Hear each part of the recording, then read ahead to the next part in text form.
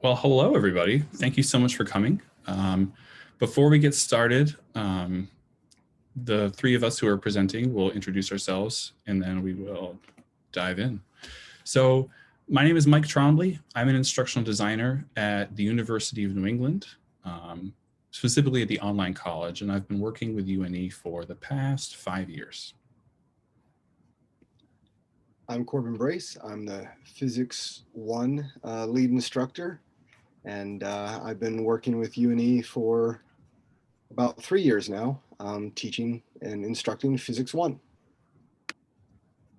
Hello, my name is Natalie Hill. I am also an instructional designer who, while I have not specifically worked with the physics course, I have a background in open education. I was previously the open education librarian at the University of Texas at Austin before starting at UNE this January. So I'm going to hopefully provide some more open ed looking forward steps that we're trying to work on as a college. So to begin, I will tell you folks a little bit about who we are to kind of set the stage for what our involvement is with open educational resources. The University of New England is a brick and mortar school in Biddeford and Portland, Maine. And we've also been offering fully online courses for nearly a decade now. The three of us work for the College of Graduate and Professional Studies. And that college is made up of 5 matriculated programs: social work, public health, education, applied nutrition, and healthcare administration. But we also have a non-matriculated program called Science Prerequisites for Health Professionals. We call it SPHP. And SPHP is a program that's been making the most use out of OER at our college. It's our largest program by far, and it primarily serves students who need to complete prerequisite courses before they go on to advanced degrees, mostly in the healthcare industries.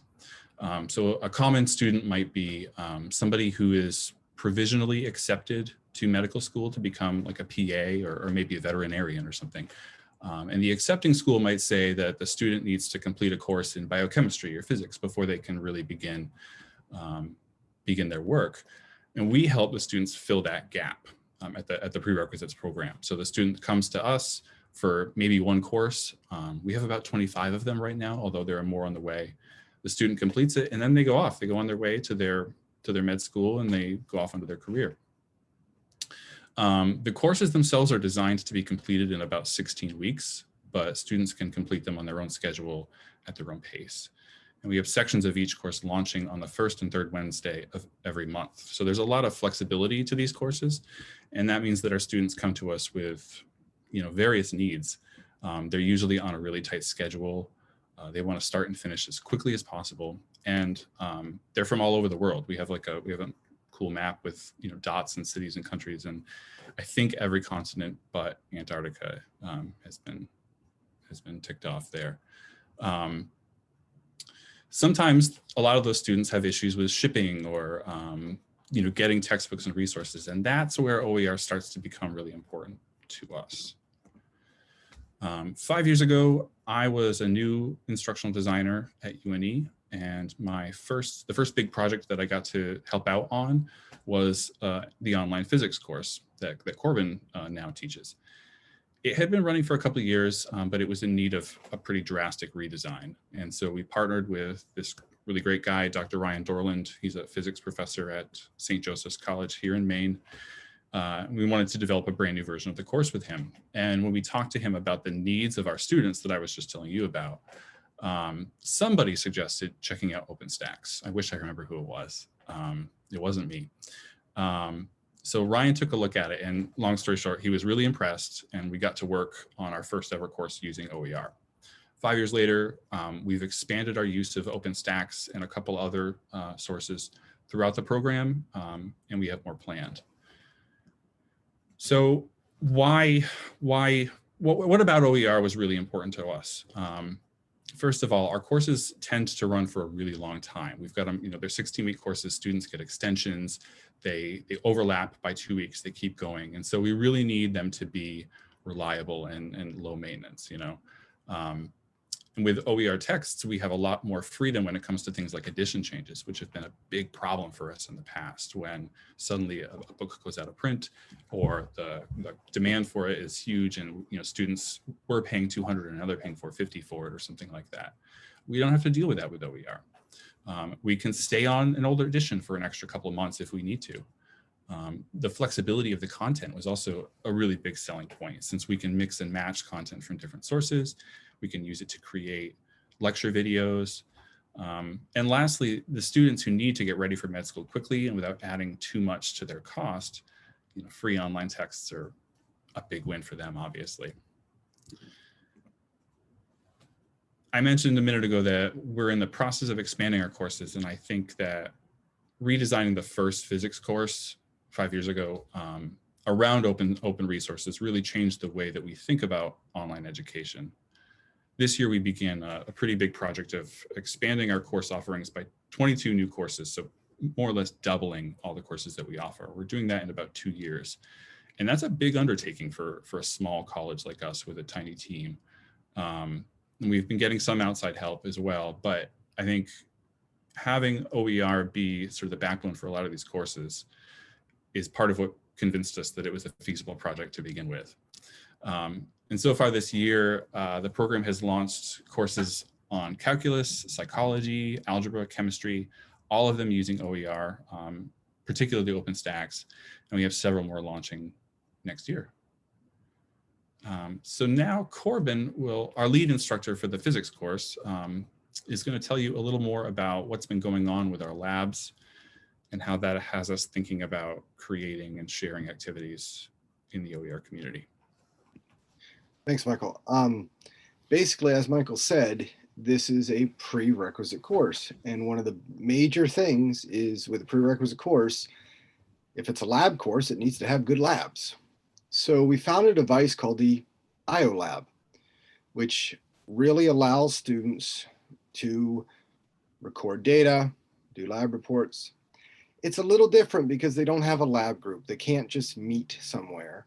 So we like to use a version of the modeling method. And this device was really good with that. It really helped us to set this up. Students record their data. Very good, rigorous labs. Problem. We had some hurricanes and then COVID. And some of our students are on military bases. Some of our students, as Mike said, are in foreign countries. And shipping became a real issue. They have 16 weeks to complete the course. The only deadline really is the end of the 16 weeks it has to be done. And they weren't getting their materials. So this was a problem. We didn't want to derail a lot of students.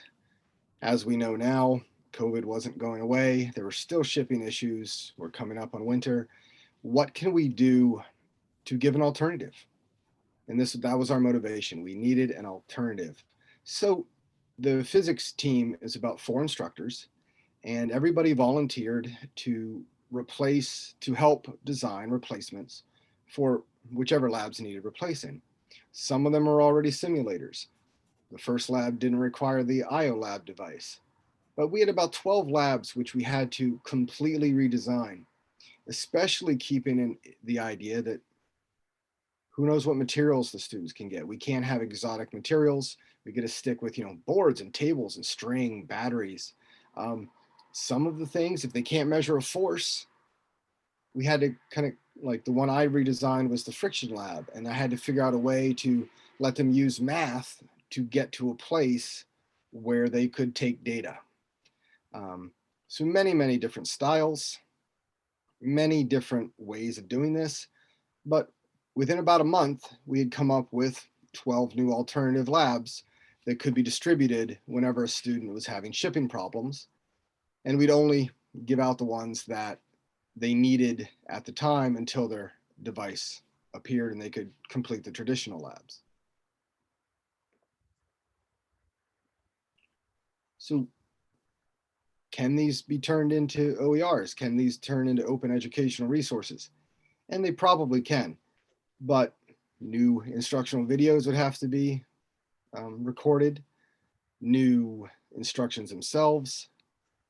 It turns out that to turn them into open educational resources was going to be a little more complicated than say, oh, here's all alternative labs, go ahead.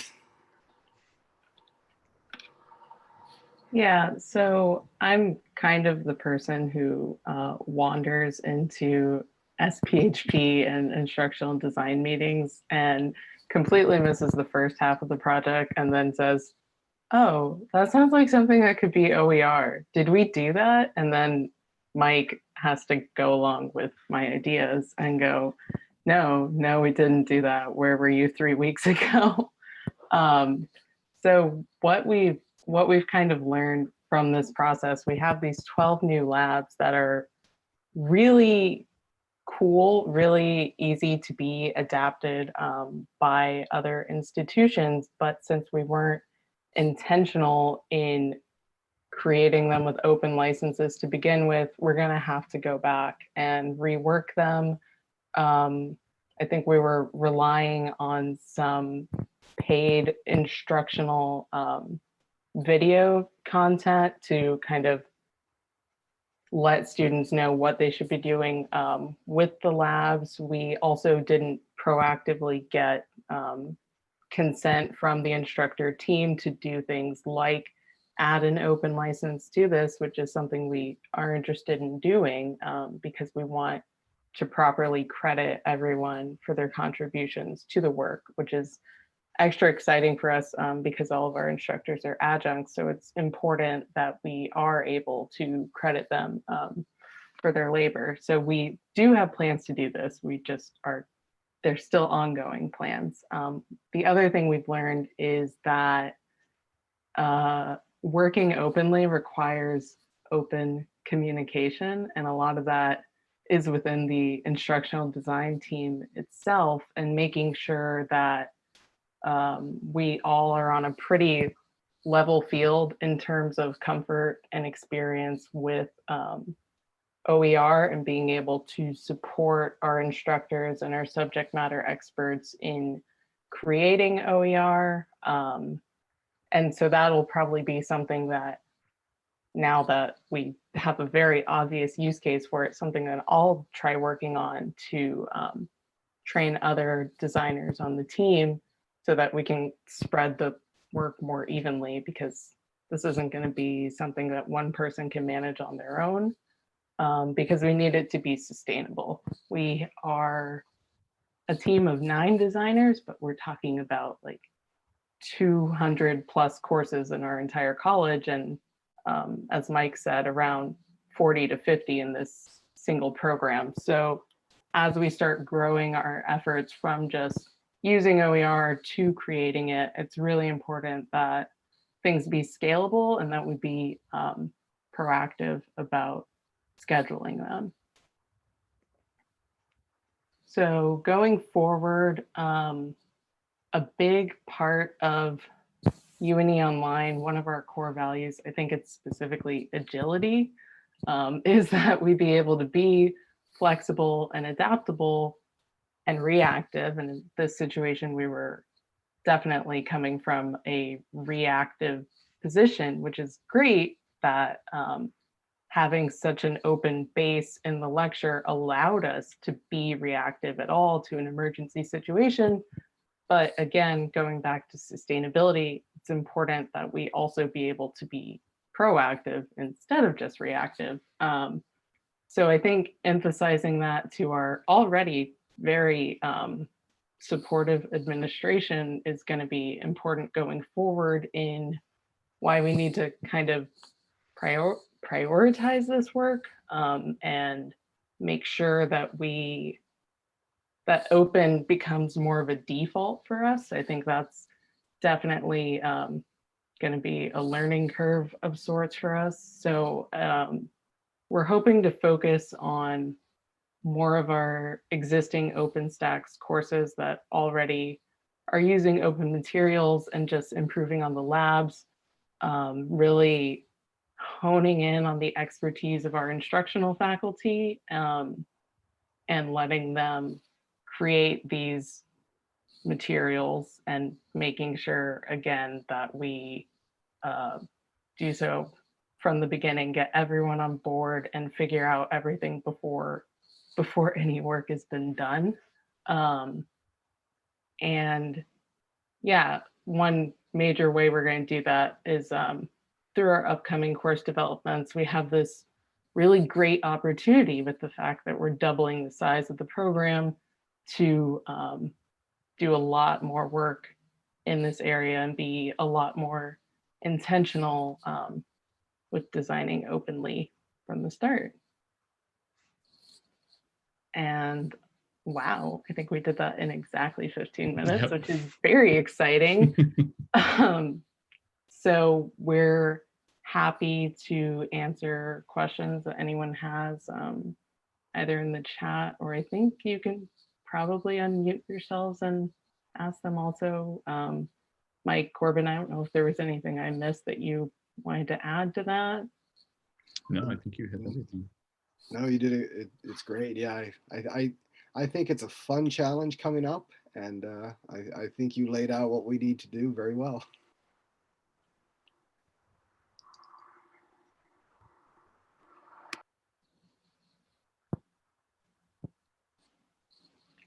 I think one thing that'll be kind of a challenge for us, and I'm curious if anyone who's attending has done any similar work in making kind of open labs, is just training people remotely. I think we've been used to working with remote faculty and subject matter experts, but in terms of our own team, instructional design team, working remotely with each other, it'll be interesting to carve out the time to figure out how to kind of level up our own skills in this area while also balancing learning management system migration and all of the other fun things on the horizon. A question came in from chat. Have we run into any issues using published materials? And with the alternative labs, the only published stuff we used at all was actually the PhET simulators from Colorado, which are open sourced and free to begin with. So we actually created everything else from scratch. So we didn't use any previous lab manuals or anything. We even made up some data sets for the things where students just couldn't take the data on themselves because they don't have the equipment. So we had to be very creative with how we did it, but we tried to not use any pre-existing materials because we wanted to make sure our experiences were authentic for our students.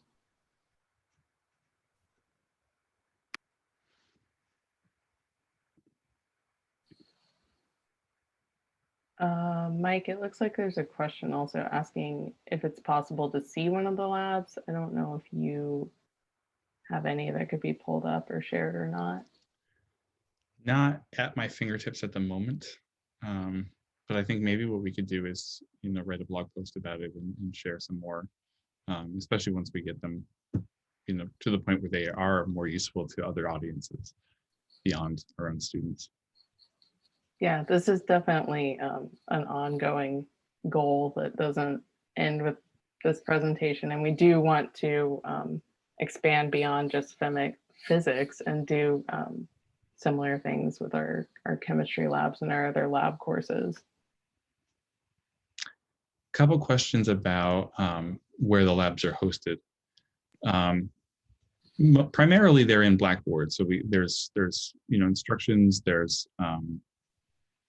usually videos we actually host a lot of our videos on YouTube and then embed them right in the learning management system. And they submit them there as well. I hope that answers the question. To answer the question, how they're delivered as well, usually we've been releasing them to the students on a case-by-case basis. Hello, professor, my IO lab isn't scheduled to be here for 5 weeks. What can I do? And then we send them a link to the alternative lab and they submit it, and we use the same rubric that we do for the regular labs. So it's worked out pretty well so far on a case-by-case basis.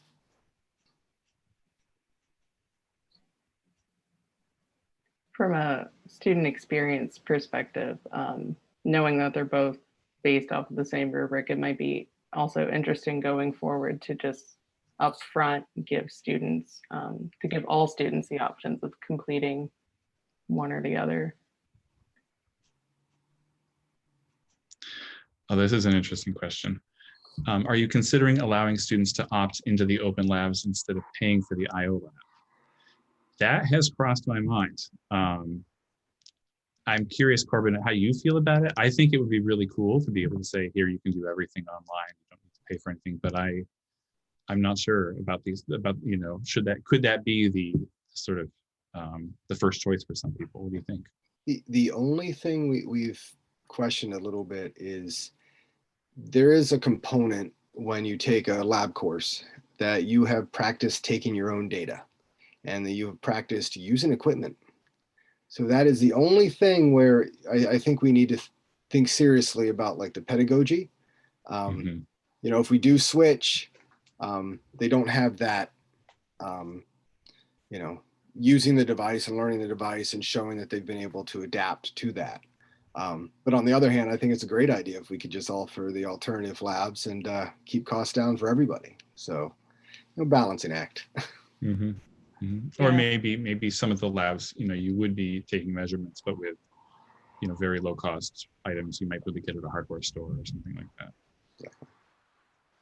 Yeah, I think one of the more exciting parts for me as someone, again, who is an instructional designer but hasn't worked with the physics course specifically, is the idea of what could we as instructional designers come up with to address these kind of situations if we have a full development cycle to work on them. Because normally we'd be building courses over 16 to 32 weeks, not like we have 2 weeks to figure this out. We need to do it very quickly. So our college has been moving toward a lot more simulation activities and courses in general. So I think we could hopefully we can come up with some very exciting and also open solutions.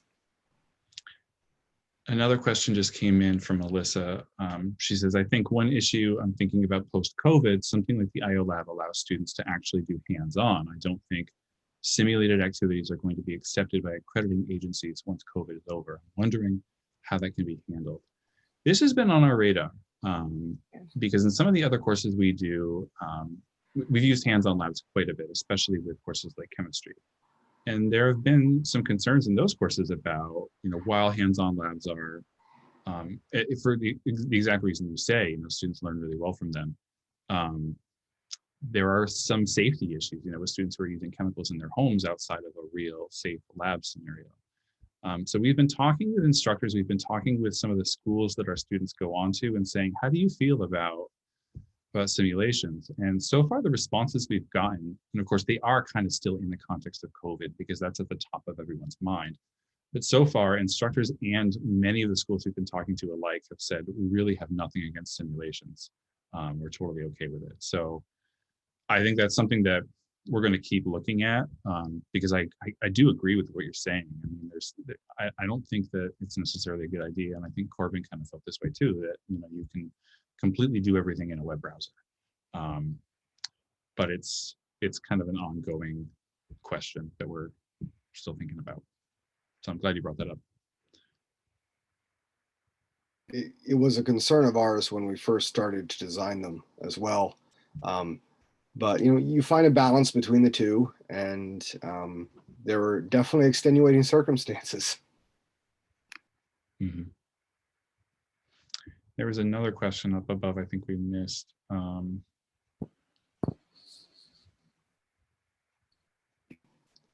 I've noticed that some. Oh, go ahead, Corbin. I think, did you talking about the one only students without access to the originals? And for now, because most of the students do buy the IO Lab and do the hands-on labs, we've been keeping the alternatives to a minimum. But as we redesign the course and move forward, we're considering more of the alternatives.